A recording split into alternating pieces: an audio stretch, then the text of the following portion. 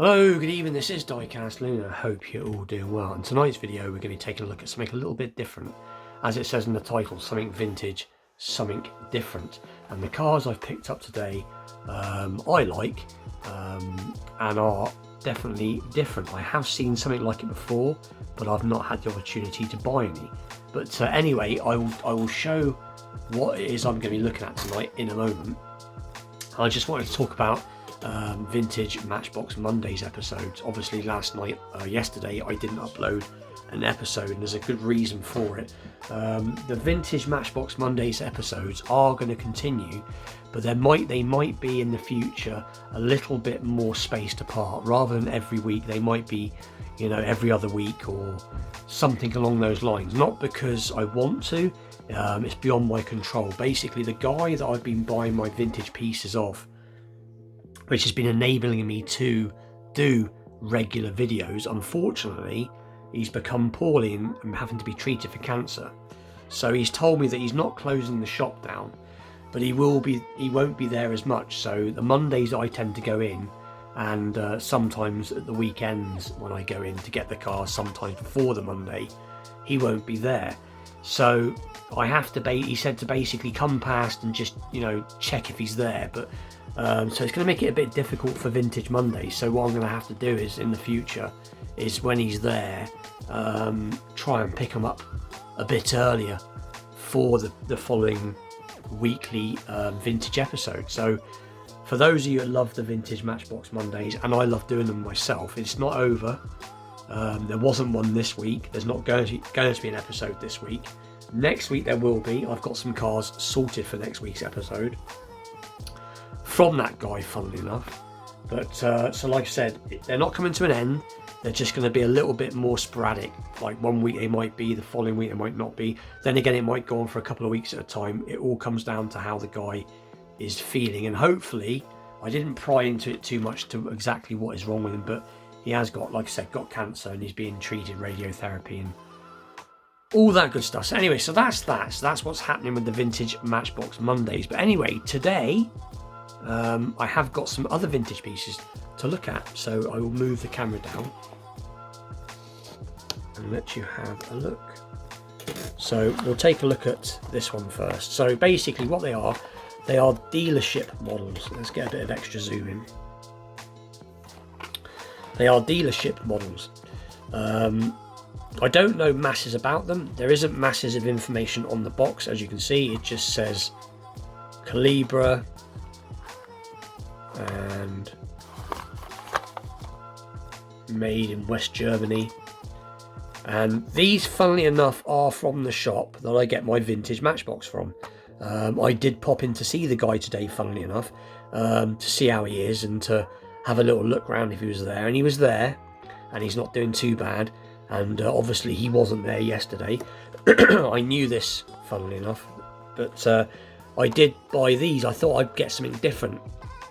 So this is obviously the Vauxhall Calibra, and the Vauxhall Calibra came out in about 1989 and ran through the 90s. Not a particularly great chassis on these cars, but they did have very nice styling. But we will take a closer look, so you can see what I paid for it, which I think was a fair deal. These are very weighty pieces. They're very, very nicely made. I don't know exactly how old they are. Like I said, as far as I'm aware of, from what I've been told, if you went to the dealership, you could pick up these. So these would have been made for the dealership, as far as I'm aware of. And they're quite nicely made. They're 1/43rd scale. They look like they're true to 1/43rd. You can see it's got inserted details for the front, and it has trim around the front bumper. And you can see it's got supposed to simulate a bit of paint, supposed to simulate the plastic trim down the side. And again, on the rear they have lensed lights. You can see it says there, if I can get it to zoom in any more, it says Calibra 16 valve, but a little bit of paint rash there. But these are, like I said, these are old. If these are probably from the 90s, I expect. It does have opening doors, So as you can see the interior. Now it does say Vauxhall on the box, funnily enough, and they are right-hand drive, or this is right-hand drive, so therefore this could be the UK spec model. Now I used to have one of these when I was quite a bit younger. I was probably in my 20s.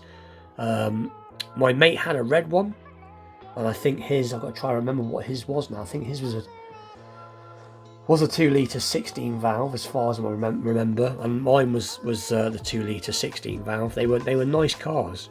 They were nice cars. No, that's a lie. His was an 8 valve. His was an 8 valve. Mine was the 16 valve. That's right. But they did come with different engines. They did a turbo model. I think they did a 4x4 model. They did a larger engine. I think they did a 3 litre, or it might have been a 2.5. I can't remember now. But these, like I said, nicely made. Metal base on it. And obviously it's got screws, so you could take it to pieces. So there you go. Vauxhall Calibra, made in West Germany. It does seem to have a little bit of suspension. And this is a pretty cool piece, part of the car. If you lift up the hatch part, the tailgate, the hatchback parts, and you even got, if I can catch hold of it, the parcel shelf. So there's the parcel shelf, which I thought was pretty cool. So, like I said, they are different, and I wanted them because, like I said, apart from the fact they're quite nicely made, I used to have one of these cars. So there you go. You've even got the little plastic trim that you would pop out if you want to put roof racks on.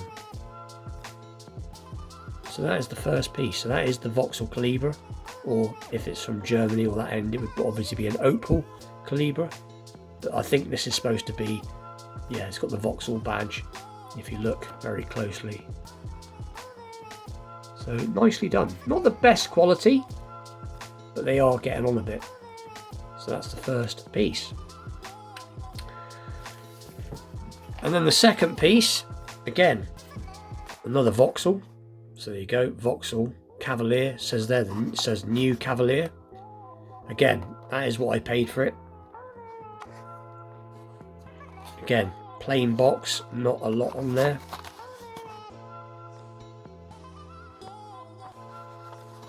And let's open it up. And when I looked these up online, some of these were as much as £40. They really are quite expensive. Again, very, very weighty piece because it has the metal base. So there you go, Vauxhall Cavalier, made in Western Germany, Western Germany, sorry.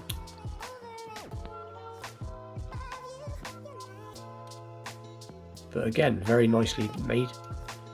And again, the same sort of thing. If I can get my phone to behave itself, let's pop the camera down a little bit more. There we go. So again, lensed front lights. You've got the separate piece for the top of the bumper. And you've got the Vauxhall badges on the wheels. Opening front doors. It is right-hand drive again, which makes me really think it's the UK spec. I'm just trying to see if, yeah, even though you can't see, the steering wheel looks to be right. If I can get a, yeah, it's not bad. Like I said, they're not the best quality, but they're not bad at all. They're accurate. And there's the back end again, Cavalier, lensed rear tail lights, and again has this awesome, very nicely shut. The shut lines are great, but again has that boot lid, opening boot, and I don't know. Let's try it. No, it doesn't open. Felt like it opened. No, it doesn't. I thought it was going to reveal the spare, because it looks like it opens, but it doesn't. But again, really nice, really weighty. And again, this is, I think this is based on the Mark III Cavalier. I've driven these. I've not owned one of these. I owned an older, I think it was a Mark II Cavalier. This is, like I say, this is based on the Mark III. And trying to see if it's got any engine bits on there. I'm not sure what engine this. They did these in, I believe they did these in 2 litre 16 valves. I think they may have done an 8 valve. I think they did these in the 1600 as well. I think the 1600 possibly might have been the smallest engine they did in them, possibly. I know they did a 2.5 version of this, I believe.